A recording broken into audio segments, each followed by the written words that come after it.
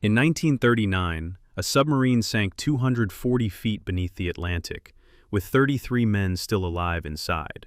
They could not swim out, and the machine sent to rescue them had never saved anyone before. The USS Squalus was one of America's newest submarines. On May 23rd, it began a routine test dive off New Hampshire with 59 people aboard. Almost immediately, seawater flooded its rear compartments. The submarine fell stern first into the darkness. 26 people died in the flooded section, but watertight doors held, sealing 32 crewmen and 1 civilian inside the forward compartments. One steel barrier divided the living from the dead.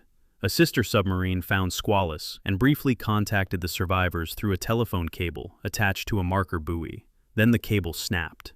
The men began communicating by hammering Morse code through the hull. They were alive, they were cold, and they were waiting. Above them, the Navy prepared a machine called the McCann Rescue Chamber, a small steel compartment suspended from a cable.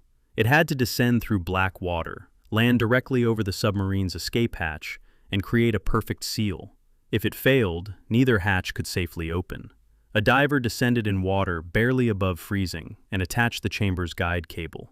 At 11:30 the next morning, the chamber began its first journey down.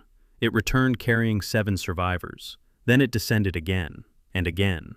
Each trip brought another group to the surface, but during the final ascent, the chamber's retrieval cable began to fail until only 1 strand remained intact.